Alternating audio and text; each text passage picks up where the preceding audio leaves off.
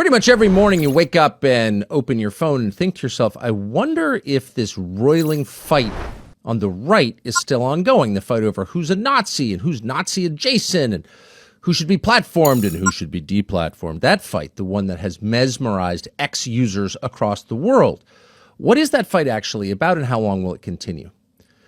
Well, the first thing to know about it is that it didn't start 3 weeks ago with Nick Fuentes' appearance on a podcast. No, this has been a fight taking place mostly behind the scenes since January. And that tells you a lot about what it's actually about. So here's how it began. Donald Trump inaugurated January 22nd of this year.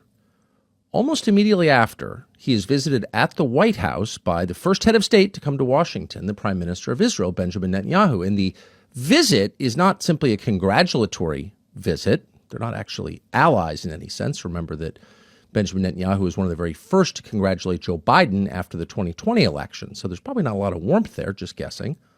No, there was a purpose to the visit and the subsequent visits by the Prime Minister of Israel to Washington.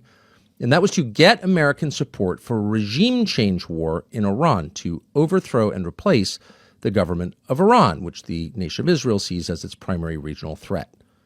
Iran has all kinds of very dangerous conventional weapons. The United States spends a lot protecting Israel from those missiles. And Israel is also concerned that at some point, Iran will either make or buy a nuclear weapon, leaving Israel no longer the only nuclear-armed nation in the region. So that's what it's actually about. And to be honest, you can see from Israel's point of view, if you're trying to identify long-term serious threats to you, Iran would be at or near the top of the list, especially since Israel has taken out almost all the other threats. So it's just Iran. The question is it in America's interest to participate in that war? And make no mistake, Israel wouldn't last 3 days in a war by itself against Iran. In fact, probably not even 24 hours. Israel's population centers would be taken out by Iran's conventional weapons. And at that point, the Israeli government could either nuke Iran, starting a chain reaction that, you can't really predict once it begins, or allow hundreds of thousands of its own citizens, certainly tens of thousands, to be killed. So Israel could not do it alone, and no honest person suggests or would suggest that it could. It needs the United States. So the question from the American perspective is it good for America to get involved in yet another Israel-inspired regime change war in the Middle East? There have been quite a few, most notably Iraq. Is that a good idea? And so that debate began, and it mostly began behind the scenes. It didn't sort of peek out into public view very often, but when it did, the people who wanted the regime change war against Iran, with almost zero exceptions, almost never admitted what they actually wanted, and they certainly never acknowledged what the debate was actually about. It was about one nation's interest versus another nation's interest. Do those interests convene? Are they the same thing, or are they at odds with each other?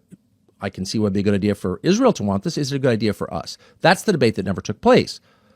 And it didn't take place because almost from the beginning, the people who wanted regime change war with Iran made the debate instead about, why do you hate the Jews? You're a Nazi. And of course, that was never what the debate was about, because Israel, the nation of Israel, the one with the parliament, the Knesset, and the military, the IDF, and lots of people and tech firms, and is not, by the way, exclusively Jewish, and it isn't actually the same as all Jews in the world at all. And in fact, there are a lot of Jews around the world who have mixed feelings about Israel or certainly don't want a regime change war in Iran. But the people who do want that in the United States, Israel's proxies in the United States, its defenders, its professional defenders in the U.S., immediately made the debate about the Jews. It wasn't the anti-Semites who did that, actually. It was the defenders of Israel in the United States, not all of whom are Jewish, to be clear. They're the ones who made the debate from the first day, why do you hate the Jews? And so for those who were hesitant to get into another regime change war, it's intimidating because you're happy to have a debate any time of day about what's in the interest of the United States, when should we project military force, what can we learn from the last 25 years, et cetera, and you'd probably win that debate because there's no evidence that any regime change war we've engaged in the past couple of generations has helped us. Zero evidence. And everyone kind of knows that, including the President of the United States. But if you make it a debate about why do you hate the Jews, then most people are going to opt out because they don't want to deal with it. Most of them don't hate the Jews, you hope. no evidence that they do, but nobody wants to be tarred as a bigot. And so very few people pushed back, very few. In fact, as far as I know, only 2 people, me and Charlie Kirk, actually went and spoke directly to the president to make the case that no, you shouldn't get involved in this war because its aim is not actually to deny Iran a nuclear weapon. That may be a virtuous goal, but that's not really what this is about. What this is about is luring the United States into yet another regime change war. And if you do that, it's bad for everybody, including you. That's the case that we made. Charlie went to the White House to make that case, and God bless him for doing that. And he was hated for doing that. Hated for doing that. But he did it. Very few other people did. In fact, as far as I know, none. So, of course, in June, the debate ended, and the United States did commit military force to Iran. It bombed Iran and spent billions to protect Israel once again from the inevitable, the predictable conventional response from Iran, et cetera, et cetera. And in the end, thank God, we did not get lured into a regime change war. But the bitterness lingered, and the total unwillingness of the people pushing for that war to state their aims, to be honest about what they wanted, and to defend what they wanted, remained. They understood from the very first day that they could not win that debate. They didn't want that debate. They wanted another debate where they felt they could win or at least cow their opponents into total silence, and that debate was about, quote, the Jews, anti-Semitism. And again, this is a country that hasn't had a lot of anti-Semitism. Decent people are not anti-Semitic.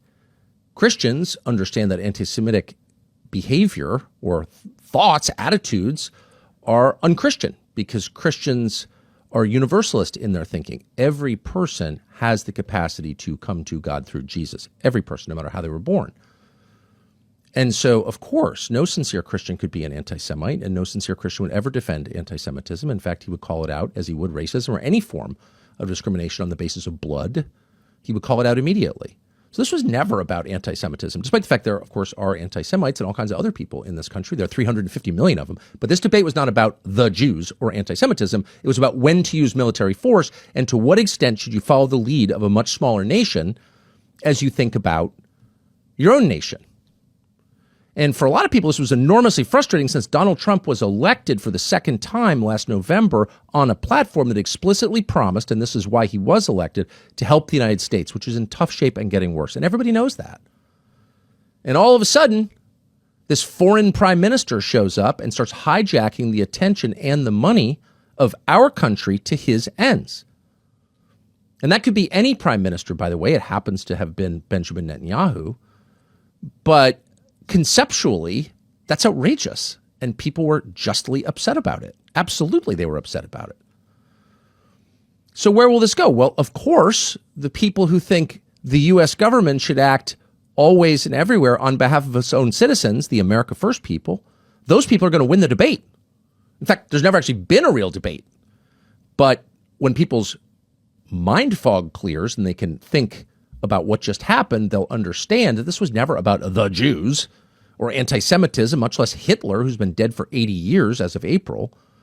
No, it was about, should the United States act in its own interests or should it subvert its own interests on behalf of a foreign power with a very effective lobby in Washington? That's exactly what the debate is. And the answer is, of course, no. So the America First people, or the people who just think the government should serve its own citizens, which, let me remind you, is the only legitimate rationale for representative government. In other words, if the government is not representing its own citizens, if it doesn't care about its own citizens, it's not only off track, it's illegitimate. It has no basis to govern because it's a representative democracy. So you are morally bound, you're legally bound to represent your own people. That's the only purpose of having a government in our country, is to represent our people. And if you're not doing that, you're not legitimate. So they will win. And in a year or two, we're going to look back on what we've been watching for the last month or last 8 months, and we're going to realize this is exactly like BLM or Me Too. You know, at the core, there may have been a point, but basically, it's buffoonery. It is an effort to divert your attention from the real crisis. And we're going to wonder, wait a second, since when did the institutional right, conservatives, people who run the think tanks and the dumb little magazines nobody reads, and the people who bloviate on Fox News. Since when did those people become completely committed to identity politics and censorship? Because they are committed to identity politics. That's what this is. It's identity politics. Of course. It's group over nation. Of course. It's another country above our country, a tiny country, an irrelevant country over our country. And people are going to look at that and say, wait a second. We thought, in fact, we voted for you because we thought that the two things we could be assured you believed were you were against identity politics. You lectured us about woke for like 10 years. You're against woke because you're against identity politics. You're against tribalism. And here you are not only embracing it, but using it as a cudgel to hit people in the face. And maybe even more shocking, we knew for a fact you were against censorship. I mean, isn't that the whole point of the Trump election? We're against censorship. You can't censor people in a free society. You can't have censorship in a democracy. How will you have the information required to vote? Censorship is totally incompatible with democratic government, period. And it's also, by the way, illegal under the First Amendment to the Bill of Rights. And Republicans just won an election on that platform. And all of a sudden we learn there's really nobody in the world more excited about censorship than a neocon podcaster or a National Review staffer. They just love it. People aren't going to forget that. And in a year or 2 or 5 years or whatever, we're going to look back as we do on COVID and the BLM riots and the Me Too movement. And we're going to ask ourselves, how did we fall for another moral panic, another social media driven moral panic? How did everyone go insane all at once, denouncing each other and denouncing old friends and beclowning themselves because they're caught up in this moment and they can't see that they're betraying the very principles they claimed like 6 months ago they would give their lives for. And those people are going to feel shame, and many of us will feel contempt for them more than we already do. So that's going to happen. They can't win this debate. It's not actually a debate. It's them name-calling. So that's going to happen, rest assured. But in the meantime, the rest of us have to listen to an awful lot of a man who a year ago was unknown to most Americans, kind of a third-tier podcaster, TV host, or radio host, or whatever, a guy who was a weekend show on a cable channel, a guy called Mark Levin. And for the last month, we've been watching Mark Levin say things that no one in my lifetime has ever said from the right, like this. Watch. I don't know where this Jew hatred from the Marxists, the Islamists, the neo-Nazis, the grifters, I don't know where they're pulling us and pushing us. What do they want to do with American Jews? What do they want to do? Where are they taking this country? They're destroying it. Carlson, Owens, Kelly, Bannon, it is a time for choosing. You pick the good guys or the bad guys. You pit America or you pit the Third Reich. They're not MAGA. They're not conservative. In fact, they're more Marxist, Islamist, America-hating, Jew-hating thugs than anything else. And let me educate them briefly. The Babylonians couldn't kill the Jews.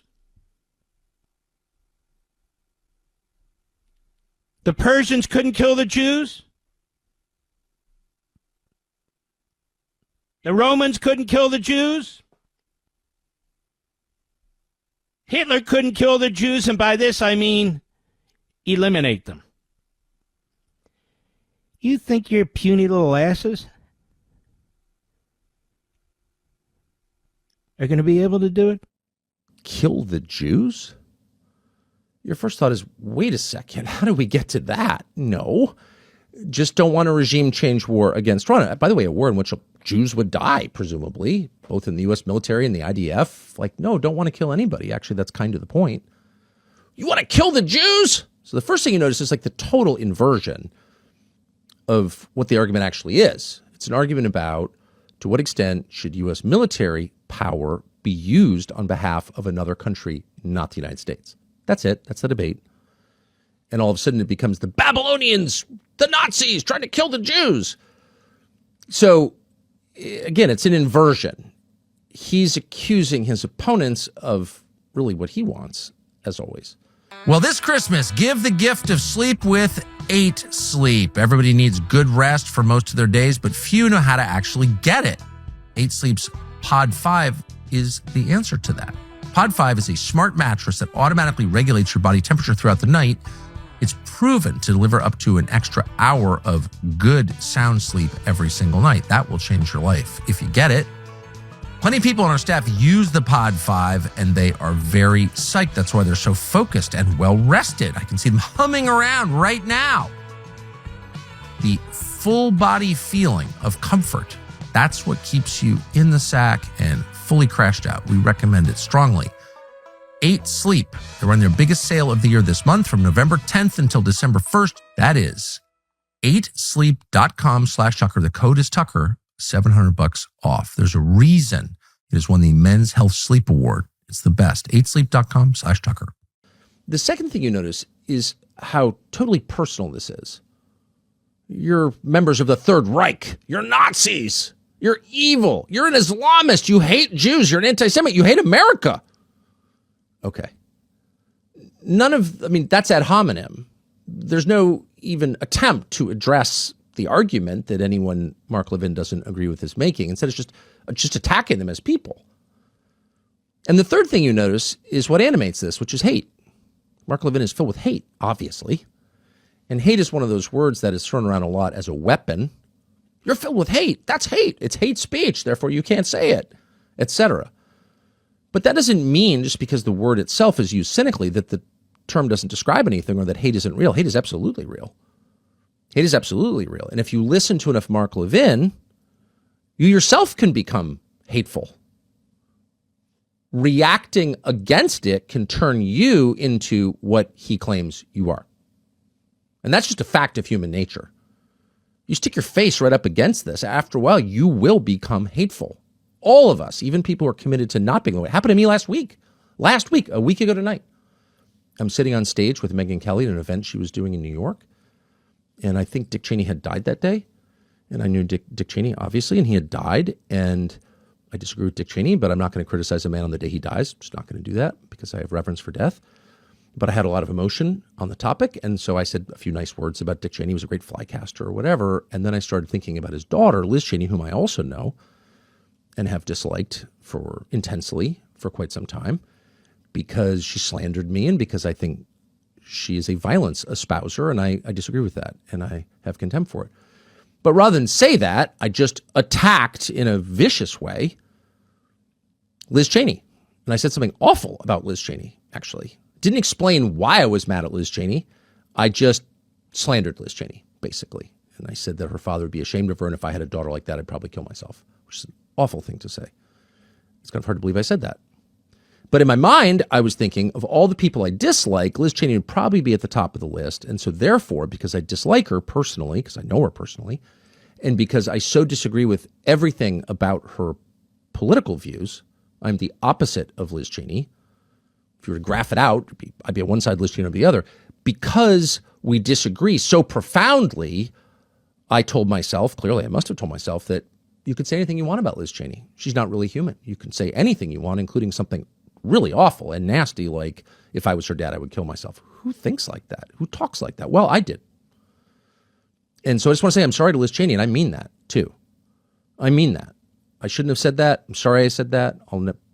I will not stop disagreeing with Liz Cheney until she changes her views. I hope that she does. But there is never an excuse to talk about people like that. And that kind of is the trap here. Mark Levin is almost 70 years old. No one's going to eat the dog food here, okay? That is not a message anyone's going to buy.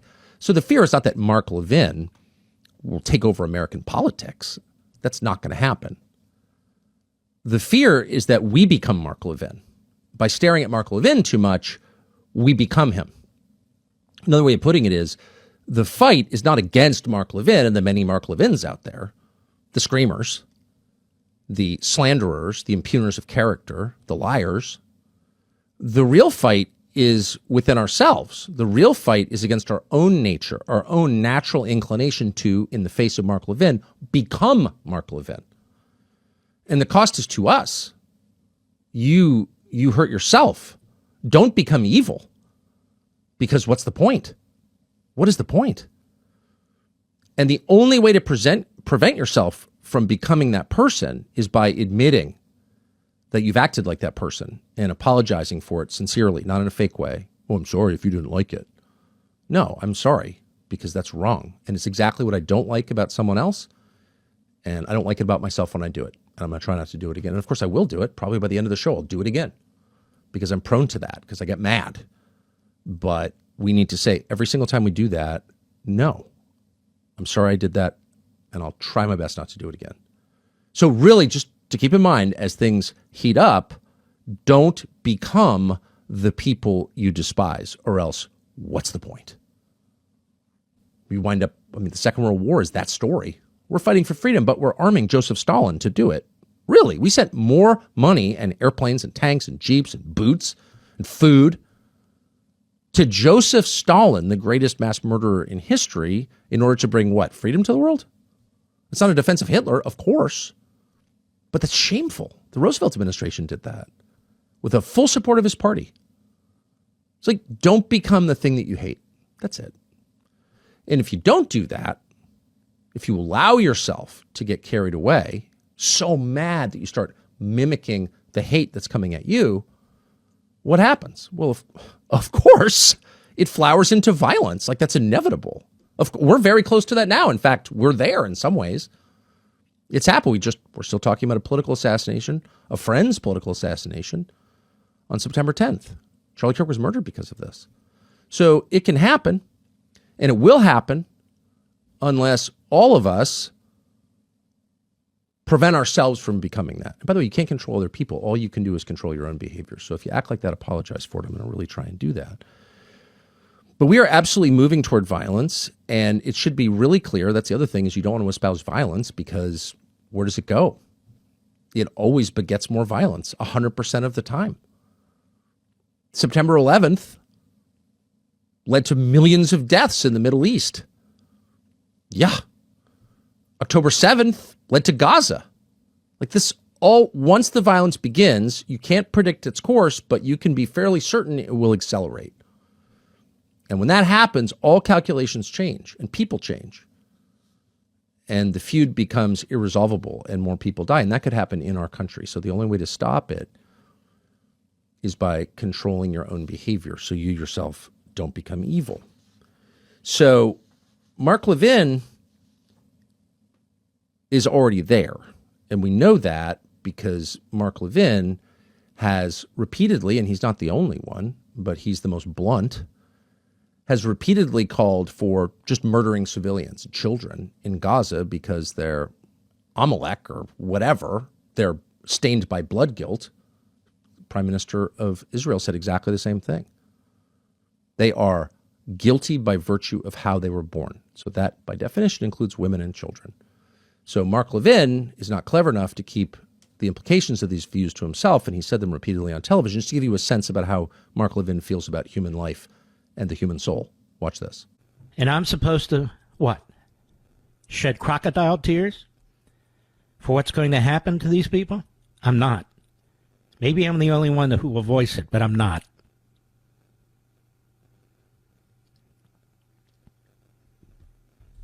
Israel has every right to throw every damn thing it has at barbarians. And if there are innocent people, quote-unquote civilians, who are killed, then maybe they ought to organize to take out the government they elected.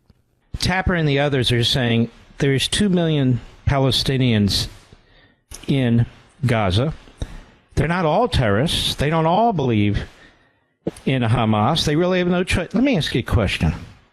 Is that how we treated the German people when we were fighting the Third Reich? Well, they're not all Nazis. I mean, you got to fight to win and survive. You can't sit there and figure all that stuff out. Oh, but don't hurt the civilians. Look, we have to defend ourselves. The Israelis have to defend ourselves. The free world has to defend itself. And if there's collateral damage, well, that's too bad. 25 years ago in this country, people didn't talk that way.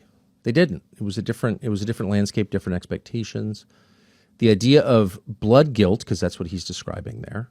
You should be killed by virtue of who your parents are, who your grandparents were, by virtue of how you were born. You should be killed. You don't have a right to live. You're guilty because you were born, and which, of course, leads to collective punishment and genocide. That's the basis of genocide right there, that attitude. That was considered totally unchristian and un-American because it is. And if someone said something like that on television, I mean, he'd be probably pulled off the air for that. You should kill kids because you don't like their parents? That is their attitude. That's the Israeli government's attitude. Well-documented attitude. We're paying for that. And you could say, well, you don't have to hate Israel, but that behavior is not better than Hamas at all. In fact, it's kind of the same, right? You killed civilians. They came in and killed people at a music festival. Bibi, turns out, let them in. We found out today in the Knesset. But whatever you think of what happened on October 7th, Israeli civilians were killed. That's terrible. We're against that. We have to be against that, and we're no better than the people we're fighting, of course. What is the difference between us and them? We're in different groups? That's not a meaningful difference. The difference is we're committed to a set of Western principles, and those principles begin with we reject blood guilt. And because we do, we reject collective punishment and genocide. A lot of us thought that was a consensus after World War II. That was the lesson of the Nazi regime. Should have been the lesson of the Soviet regime, which, of course, practiced collective punishment and committed genocide against Christians. Most people don't even know that. It did more efficiently than the Nazis did. But all of it is terrible.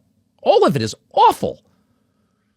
And a lot of us thought that was the main lesson that we were supposed to take away from the war. And by the way, that's a great lesson. That's an excellent lesson. We should take that lesson from the Second World War. And then you wake up and there's Mark Levin, and not just Mark Levin, but our policymakers, our members of Congress. Most of them are not Jewish, by the way. This infected everybody. That's okay. It's not okay. It'll never be okay. It's a shame. It's shameful behavior. It's a stain on this country. You can't fight people unless you think you're morally superior to them. You shouldn't be. And how can you say you're morally superior if you're operating from the same assumption, which is that everyone on the other side should be killed because of how they were born? But that is absolutely Mark Levin's assumption. And he said it out loud. Look at this Twitter exchange. Watch this. She's basically saying, I don't understand why we're getting involved in all this stuff. And Mark Levin is saying, well, you're a Nazi. And someone writes in and says, Mark, I'm not even, I may be on your side or not, but what you're saying is actually creating anti-Semitism. And he's saying, and I'm quoting, anti-Semitism is, quote, in your family's DNA. Who thinks that? Who would say something like that? Streaming November 16th on Paramount Plus, it is the return of Landman, a product of the co-creator of Yellowstone, this show's television's biggest phenomenon, and for good reason. Academy Award winner Billy Bob Thornton is back as Tommy Norris and managing higher stakes than ever before, featuring a loaded cast, including Academy Award nominees Demi Moore, Andy Garcia, Sam Elliott. Landman is pretty exciting for a TV show, honestly. In the wake of his former boss's passing, tensions come to a head as Tommy and Demi Moore's Cammie Miller struggle to maintain control of MTEX Oil, the company at the center of the drama. And with his father coming back into his life, Tommy must juggle both his role as an oil man and a family man as worlds collide. A familiar story, but never better told than in this hit series. A lot of people are watching this, and for good reason. Landman, new season streaming November 16th, only on Paramount Plus. Guilt or virtue are not in your DNA. We don't believe in a chosen people, and we don't believe in a damned people. Period. We don't believe that in the West. We don't believe that some peoples are inherently better or worse than other peoples. We believe in individuals, in the capacity of every person to make individual choices and change for the better or the worse. And on that basis, they are judged, but not on how they were born. And if we don't believe that, if we think that some people are just inherently bad because of their DNA, as Mark has said, and a lot of other people like Mark have said, then what's the point of what's the point of all of this? At that point, it's just well, my group has more guns than your group and we're in charge. That attitude gets people killed and it rots your soul. That's why we say anti-Semitism is bad in the first place, isn't it? You can't judge a whole group of people by how they were born, by their genetics, by their DNA. But there's Mark Levin doing it. So it shouldn't surprise you that, of course, if you have those attitudes and you think there are Americans, and he clearly does, whose DNA makes them less than human, unsalvageable, inherently evil, well, it shouldn't surprise you that he'd be calling for violence against them, and he is. And this isn't like your kind of classic, like, oh, everyone's out to kill me, I'm so important. I despise that. But it's a fact, and we know that from what he says.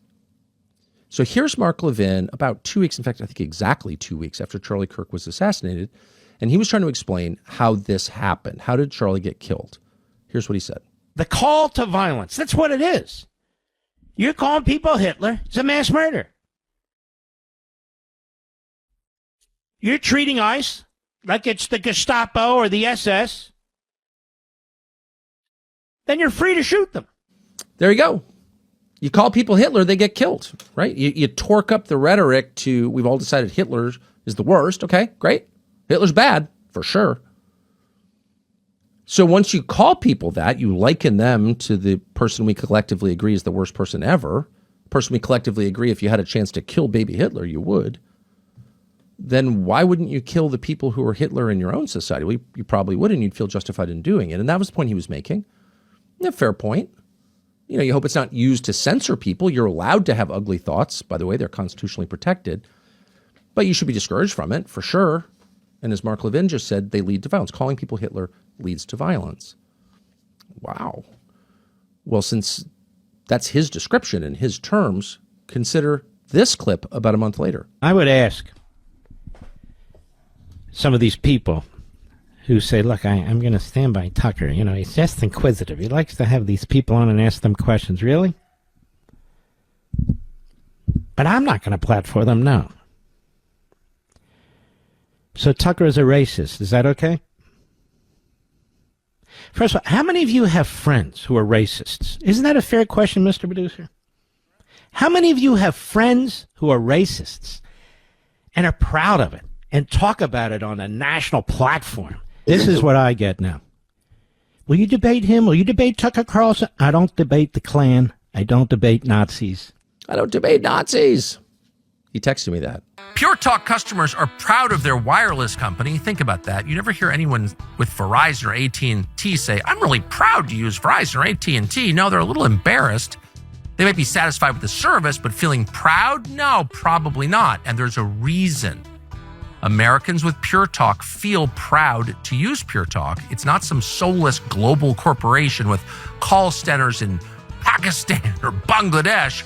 It's an actual American company built by Americans on American values, and they work to support veterans. This month, Pure Talk is using a portion of its sales to support Canines for Warriors. It's an organization that rescues and trains dogs, then pairs them with veterans, and there are many who are struggling with PTSD. It's a great mission. As a veteran-led company, Pure Talk is happy to partner with them and many others like them.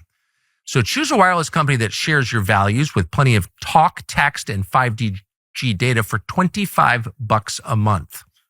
Actually, $25 a month. So you can save a lot too and feel good about doing it.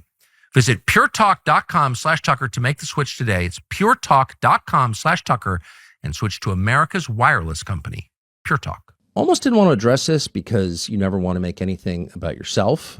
It's another way in which you can very easily become Mark Levin, start talking about yourself all the time. Your family, your people. No.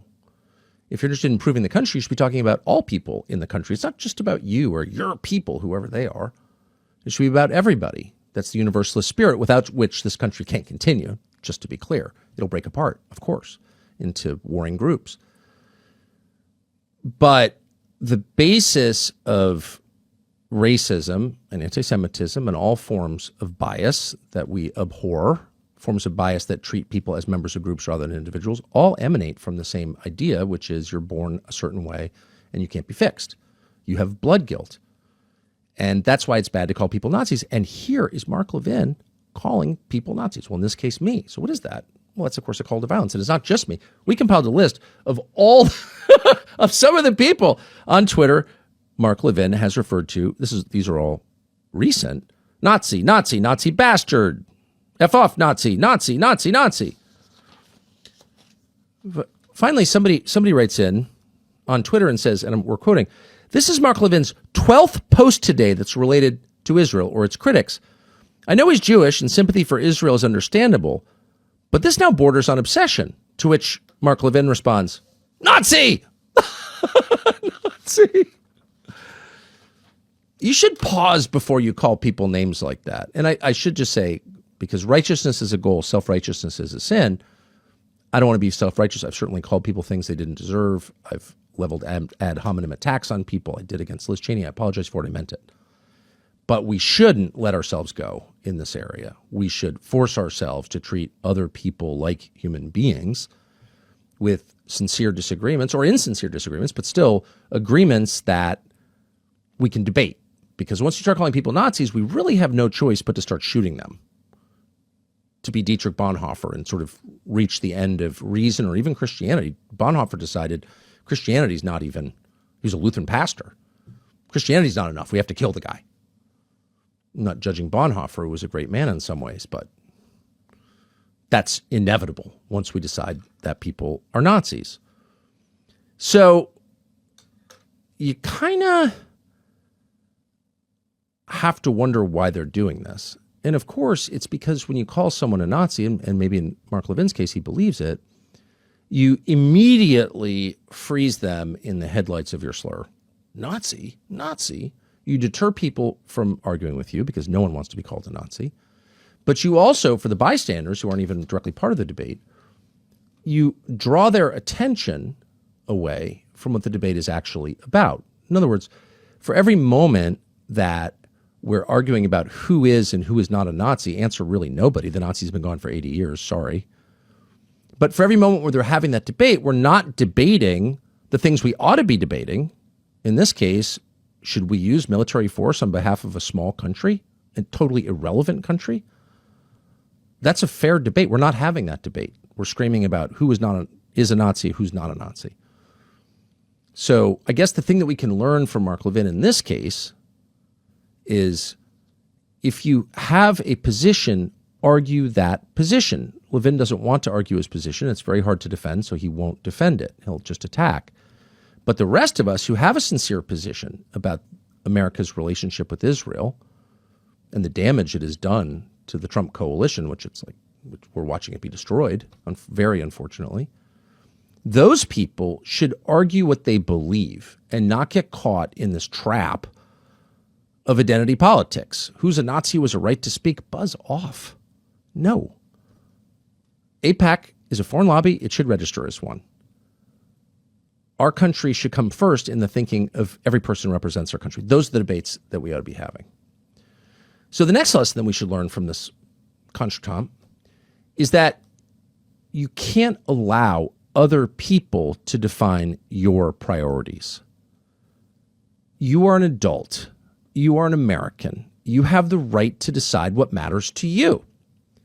If you're having trouble paying your health insurance, or if you think divorce laws are unfair in this country, or if you think chemtrails are a problem, if you don't like fluoride in the water, if you think there should be a cap on credit card interest, whatever the issue that matters to you, first and foremost, you have a right to feel that way.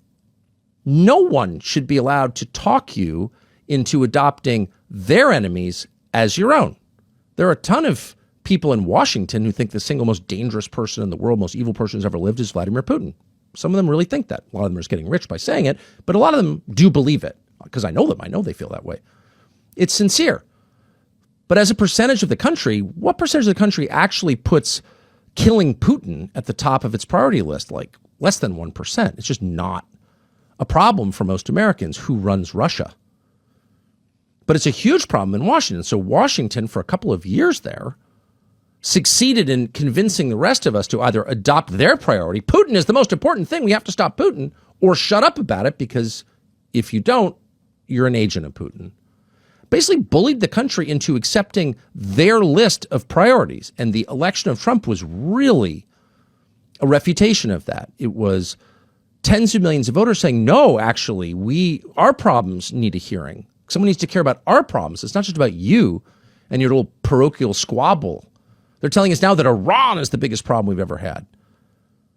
And if you question that, like how many Americans have been killed on American soil by Iran as compared to the number, I don't know, killed by Mexico, which brings all our fentanyl in, not Venezuela, Mexico. You get attacked as an agent of the mullahs. And the way to think about this is, who cares? Your priorities are every bit as important as Mark Levin's, because you are a co-equal with Mark Levin because you're also an American citizen. He gets one vote, you get one vote. That's our system. So Mark Levin can scream at you all he wants and tell you must really care about affecting regime change in Iran. It is absolutely okay. In fact, it's your duty to say to Mark Levin, I don't really care. I can't afford my health insurance. Our leaders should solve that problem. And you'll be joined in that by like 150 million other Americans who agree with you, who can't find Iran on a map. They're not pro-Iran. They're not Shiite Muslims. But they have real problems and they want a hearing for those problems. They want someone else to care about those problems. That's okay. And it's interesting because people like Levin and Ben Shapiro, who at one point had this like media empire propped up by Facebook, the Daily Wire, with some good people on it. You know, it's fine. It's fine. But Ben Shapiro spent, I don't know, a decade posing as someone who actually cared about your concerns as an American. He did it imperfectly. There were flashes that he didn't really care. But he's like, no, I'm a conservative. I'm a conservative. I'm not just interested in the fortunes of one tiny country in the Middle East with a population of 9 million. No, I have a lot of interests. I really care about this country, and I'm against the trans movement or whatever. But increasingly, as everyone's gotten more hysterical and prone to sort of blurting out the truth, that veil has dropped, and you can see what Ben Shapiro really, really cares about. So this is a very revealing exchange that took place 6 days ago, last Thursday, on stage with Megyn Kelly. Ben Shapiro was just sitting there being interviewed by Megyn Kelly and he said something like, well, Tucker Carlson's, for Maduro, the communist leader of Venezuela, who I guess were on the way to killing or something, forcing out, regime changing him. And he defended Maduro. Didn't, actually. And Megyn Kelly says, well, Tucker said in his show that Maduro, most people didn't know this, whatever his many faults, I wouldn't hire him as an economist, okay? But whatever his many faults, has the most socially conservative country probably in the hemisphere. So Venezuela is just a fact. I mean, I didn't make this up. I'm not in charge of Venezuela. Just noticing that Venezuela has banned pornography, banned abortion, banned gay marriage, banned sex changes, and banned usury. You don't have credit cards with 40% interest in Venezuela. Okay. Ben Shapiro responded this way. Tucker's made the point, I'm not going to here to be Tucker's defender, but he's made the point that Maduro is culturally conservative. Who gives a shit? The guy's a communist dictator. Everyone in his country is eating dog. He's shipping fentanyl to the United States to kill Americans. Why do I give a shit whether he's anti-LGBTQ rights? Who gives a shit? I do. I'm not moving to Venezuela. I'm not pro-Maduro. But I care about that. Why wouldn't I care about that? I've got kids. Like, first of all, I'm against abortion. Sorry, unpopular. I feel that way. I think it's really sad. I would personally become poorer to end abortion, voluntarily become poorer to end abortion in the United States. That's not a choice. Don't want to become poorer, but I would because I care about it. Maybe you don't. Maybe you're offended that I do, but I care about it. Lots of people care about it. I don't think pornography is good. That really hurts people. I don't think pretending that the sexes are the same is good. And you claimed that you didn't think it was good, but it turns out, quote, I don't give a shit. Maduro's against Israel. Oh, okay. I don't give a shit. Well, you spent like a decade pretending you did give a shit, that you were on the side of like normal Americans who have a mix of concerns. They definitely care about economics and they care about social issues too because they have children and they see where this is going. It's not good. That your economic condition is not the only measure of health. Your spiritual condition matters too. It's just a fact. It does. If you're totally degraded, Doesn't matter how much money you have. It's not worth it. It's not worth getting the whole world and losing your soul. Sorry. And most people feel the way, but not Ben Shapiro. He doesn't give a shit. So why the hostility? Well, maybe because if you keep talking about the so-called social issues, which are not limited to abortion and pornography and gay marriage, the trans issue, they get pretty quickly to economics, to usury, to lending money and interest. And most people, including me, are not against lending money and interest, conceptually. But it depends on what interest rate it's being loaned at. So there are payday loans in this country that are 600% annually. 600% interest annually? And who's taking payday loans in this? Well, poor people are. And they're never getting out of it. They're car loans. They're credit card loans. There's private credit. We used to call it loan sharking. At exorbitant rates. Rates so high that people will never get out from under them. They're enslaved by it. It's called debt slavery. It's 100% real. That's not an ideological point. It's just an obvious observation. And it was one of the observations that Charlie Kirk was making on a daily basis before he was assassinated, which is interesting. And it's that kids are buying food on credit. Buy now, pay later. That's credit. You're paying interest on that, whether they call it that or not. Late fees. People are loaning you money at a much higher interest rate than, say, rich people are borrowing money. And that's bad because it's really hard to get out of it. And if you're wondering why the average American homebuyer, American-born homebuyer, is almost 40 years old, when the year I graduated from college, it was 28. How did that happen? People are in too much debt. This is probably, if it isolated in a world with a lot of issues, a lot of pressing issues, debt for young people is probably the number one issue, which is to say it's the number one thing that is destroying them and making it impossible for them to get married and have children, which Ben Shapiro told us he cared about. And that's the conversation that they absolutely don't want to have. So if you say, well, Maduro, whatever his many faults, probably stole the election. It looks that way to me. I don't know, but it looks that way. People say he's bad. I'm okay. I believe you. He's bad. But he doesn't have that. And that's a good thing. And Ben Shapiro's like, I don't give a shit. Shut up. He's a communist. It makes you wonder how we're defining communist here. Because, of course, in the United States, communist no longer means someone who believes Marx and Engels. It has nothing to do with academic theory. That's all gone. Communist in the United States is a synonym for someone who seeks to rot a society from within and destroy it. And I guess I would argue that if you don't give a shit about pornography or 63 million abortions in the United States and since Roe v. Wade or whatever, and if you don't care about 600% annual interest rates on payday loans being given to the poor, who's the communist exactly? Who's trying to rot this country from the inside? Who doesn't care about the destruction of human beings in our country? It's not me. You're a communist. So I thought a lot about this. I didn't want, you never want to extrapolate too much from a single clip. You don't want to be cruel to people. You don't want to be unfair. Having been unfair many times, it weighs on me. Don't want to do that. So kind of looked around. Is this consistent with Ben Shapiro's worldview?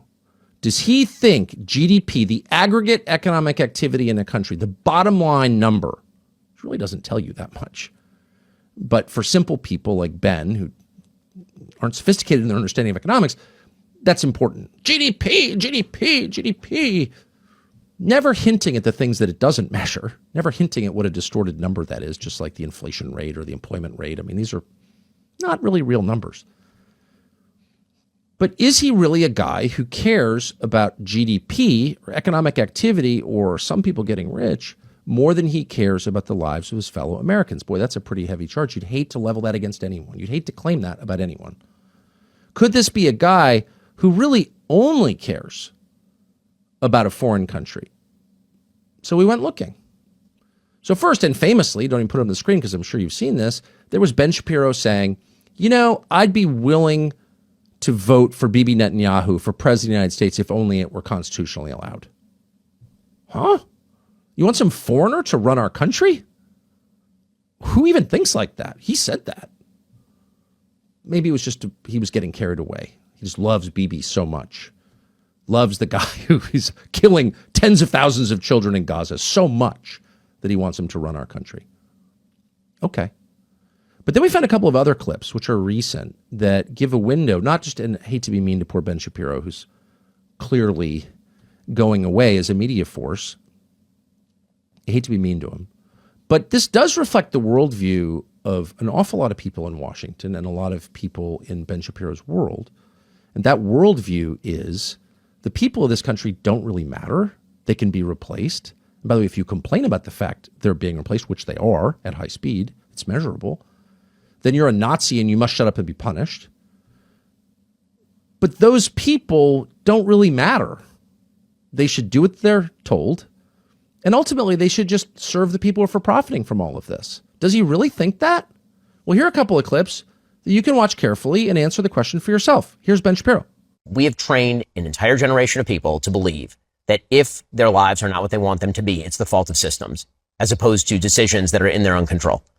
And politicians absolutely have a stake in selling that. A lot of people in our industry have a stake in selling that. It makes people feel good about themselves and bad about the world.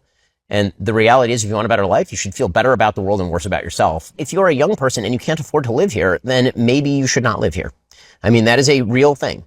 Okay? I know that we've now grown up in a society that says that you deserve to live where you grew up. But the reality is that the history of America is almost literally the opposite of that. It's hard to know where to start with that clip. I think that's been on the internet and people are experiencing gut level revulsion when they see it, and they really should. And there's so many ways to approach that. There's so many things wrong with those statements. So childish, those statements, so lacking an understanding of people or any connection really to the country at all. But really what you see underneath all of that is contempt for the people who live here.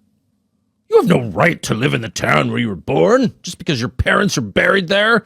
Your ancestors built the town. Who do you think you are?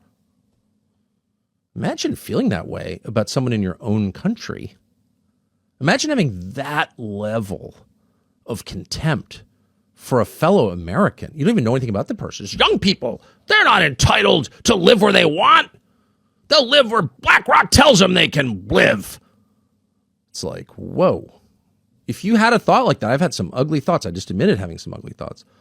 Boy, I would try and push it back and not express it. Ben says it without any embarrassment because he means it. That's exactly right, because he means it. Whew. I don't think that you can win a popular debate with that attitude, because irrespective of the content of your sentence, people can feel the loathing that the speaker has for them. Ben Shapiro just does not care about you at all, is not even pretending to care about you. So again, it really doesn't matter what he's selling. That guy is not going to make the sale if people are free to buy whatever they want.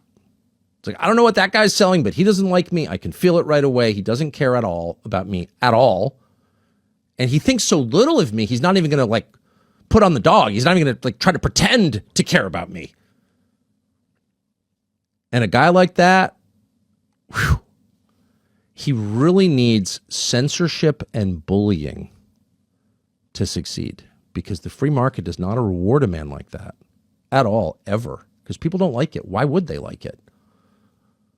Here's another clip that makes basically the same point that is in some ways even more disgusting, maybe less well known. Here's Ben Shapiro telling you that if you ever want to retire, stop working to pay off your 50 freaking year mortgage.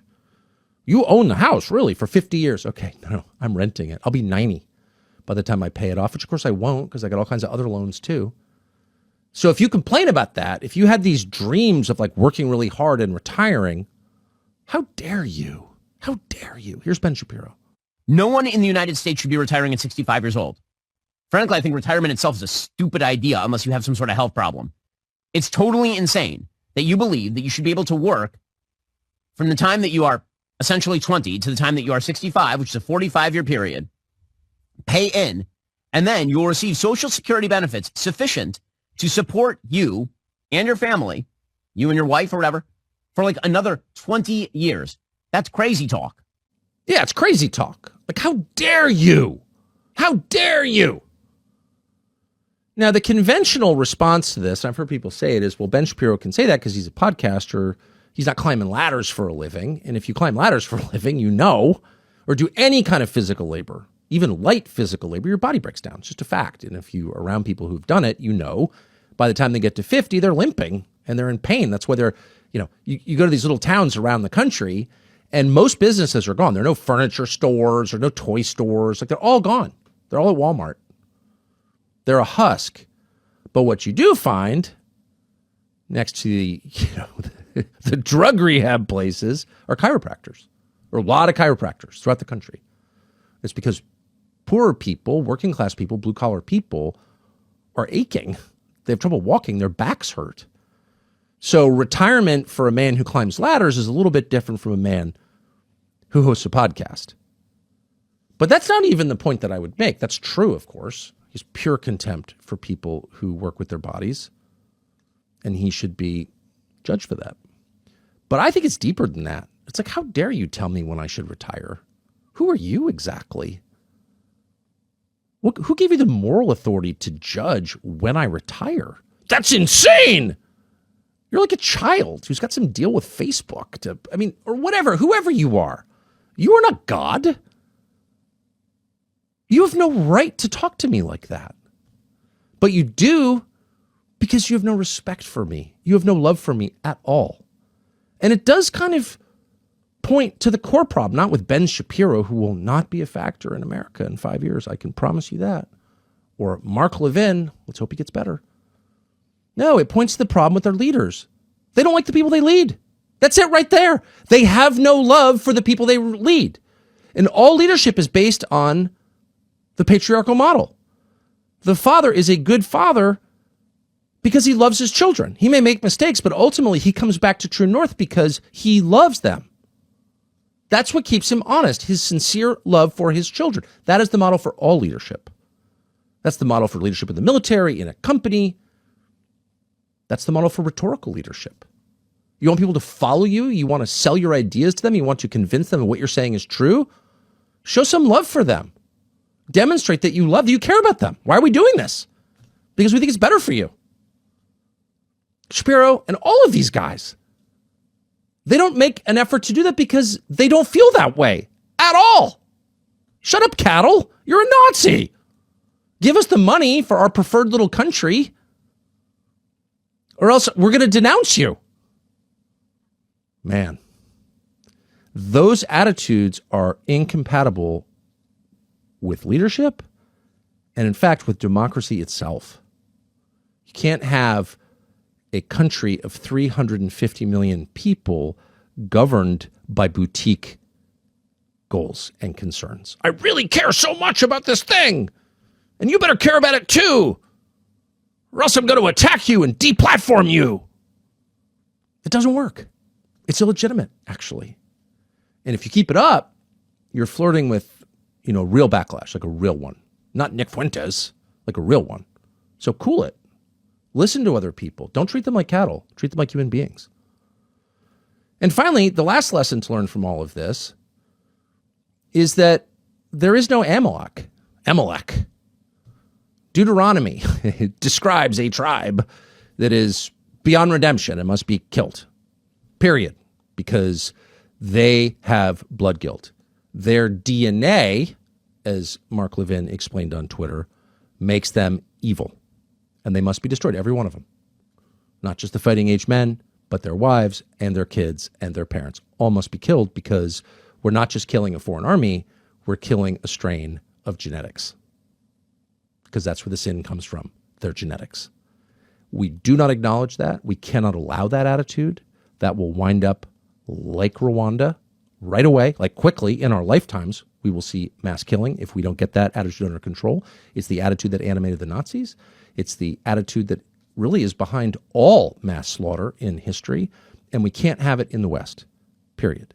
So once you accept that, then you also have to acknowledge that there are no permanent enemies, that we disagree with people. We may violently disagree, passionately disagree. I hate what you're saying. But and this is a Christian imperative as well, but also it's like a prerequisite for continuing to exist. You have to acknowledge and say out loud that if people change, or if you change, because we all do change. And when we're under pressure, we change much more quickly. All of us are changing right now. It's imperceptible to us usually. But keep a daily diary and look at it 5 years from now. You're a different person. You change. And so do all the people around you. And because that is true, some people will change for the worse. Some people will change for the better. We cannot have permanent enemies. Period. It's immoral to imagine that someone must always be your enemy. That he's an Amalekite or whatever. That is immoral. And it's also, by the way, cutting yourself off from one of life's greatest joys, which is finding common humanity with another person and deciding, wait a second, I really dislike this person, but all of a sudden I'm seeing this person as a person whose concerns are not exactly the same as mine, but close enough. And actually this person is saying something really interesting, and I'm learning and I'm changing and I'm becoming much more aware of who this person is, and I really like it. In other words, there's no greater joy than the joy of reconciliation. That's the story of the prodigal son. Yeah, he did all kinds of indefensible stuff. Yeah, he wasted dad's money. Yeah, he acts like a total asshole. Okay, but he's back, and we're going to celebrate it.